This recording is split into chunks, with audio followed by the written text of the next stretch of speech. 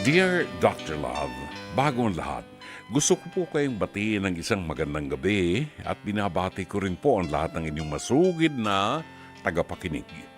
Tawagin niyo po ako sa pangalang Mel. Ako po ay 37 anyos na at mula po sa Valenzuela City.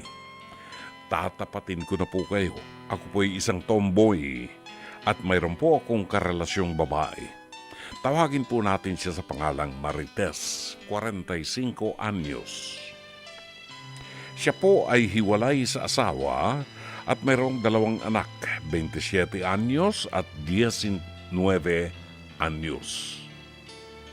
Nagkakilala po kami sa pinagtatrabaho naming pamantasan sa University Built noong 2018. Ako po ay isang maintenance staff at siya naman po ay isang elevator operator. Nagkapalagayan po kami ng loob ni Marivic. Kagad dahil po sa simula pa lamang ay attracted na kami sa isa't isa. Sa katunayan, meron din kasi siyang kakambal na hiwalay sa asawa at may karelasyon ding tomboy na katulad ko.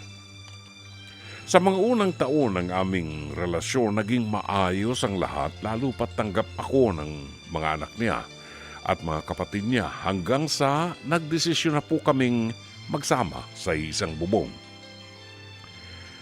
Nang maglilimang taon na po kaming magkasama, hindi na po naging okay ang lahat dahil sa palagi niyang pagsiselos. Palagi siyang nagsiselos nang wala po sa lugar. Pinakikialaman niya ang cellphone ko, pati ang Facebook ko. Lagi niyang chinecheck kung sino-sino, mga kinakausap ko, at kung ano-ano ang pinag-uusapan namin. Kahit mga simpleng biro lang sa ibang babae, nilalagyanan niya ng malisya na siyang nagiging ugat ng mga away namin.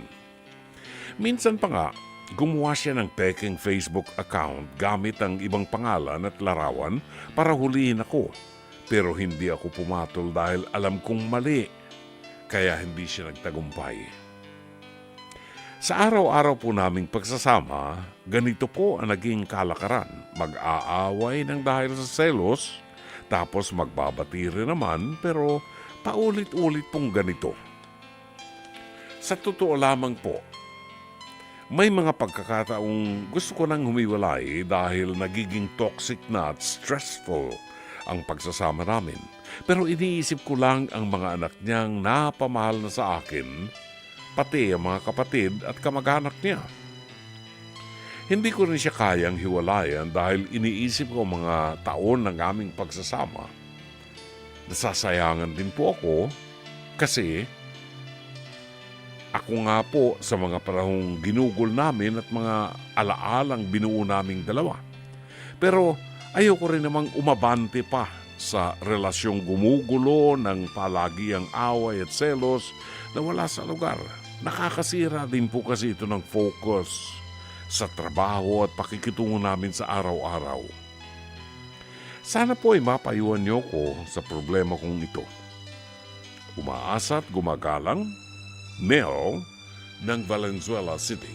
Balikan po natin mga kapatid ang liham kasaysayan ni Mel ng Valenzuela. Si Mel ay 37 anyos at ang kanyang kalibin na tatawagin natin sa pangalang Marites ay 45 anyos. Si Mel ay isang lesbian or tomboy at may kalibin siya na may mga anak na rin. Ang sistema, okay, sa loob ng 5 taon ng pagsasama, magandang kanilang matahimik ang pagsasama nila. Pero after 5 years ay nagbago. Malapit na sa puso ni Mel ang mga anak nitong kanyang kalibin. At problema, napakasilosa at lagiging toxic na ang kanilang relasyon. Hindi ko alam kung anong dahilan, Mel, at nagkahiwalay ang asawa nitong si Marites na kalibin mo at saka siya. Kung ang dahilan ng kanilang paghiwalay ay yung pagiging Marites, pagiging silosa ni Marites, walang nabago. Ito rin yung sinasabi natin sa mga kaibigan natin na yung ibang mga politikong Pilipino na gustong magkaroon ng divorce sa ating bansa, maging legal, para daw makapag-asawa sila ng iba, mahiwalayan yung kanilang asawa, ay hindi ho solusyon kasi ang divorce. Hanggang hindi binabago ang problema at ina-address ang problema na naging dahilan ng paghiwalay, hindi ho solusyon ang divorce. Ganon pa rin yan, kagaya ni Marites. Ang hindi ko kinagugusto, at salamat na lang, hindi ko napangasawa yan si Marites, at hindi uubra sa akin yan. Pinakikialaman ni Marites ang iyong cellphone, pati Facebook, lahat ng mga bagay na personal, pati sa Facebook, binabasa niya mga mensahe mo. Wala nang paggalang, walang respeto sa iyo, si Marites. At hindi magiging tagumpay ang relasyon ninuman, relasyon ng bakla, ng tomboy, ng straight, kung walang respeto sa isa't isa. Kung walang pagtitiwala sa isa't isa, hindi rin maaaring mabuo ang pag-ibig. Now, anong solusyon? Ang solusyon ay matutuhan ni Marites ang kanyang limit hanggang saan lamang ang pupwede niyang gawin. At ikaw ang makapagpapabago sa kanya. Kailangan niyang malaman na hindi tama ang ginagawa niya ng pakikialam sa mga personal na bagay na may kinalaman sa iyo. Hindi tama na basahin niya yung mga mensahe mo sa cellphone.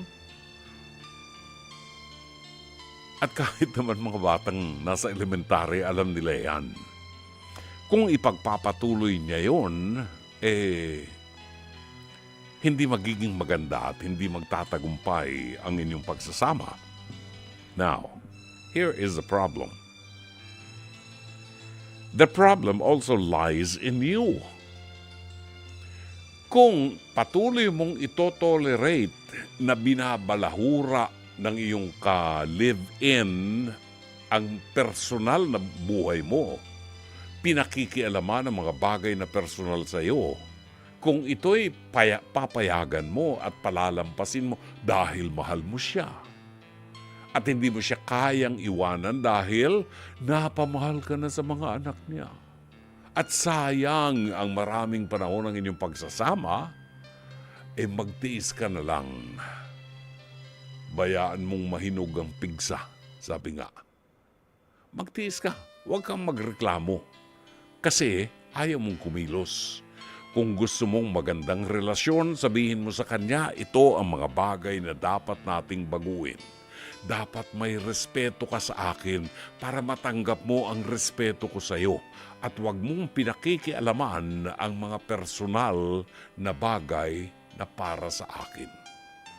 Hanggang hindi mo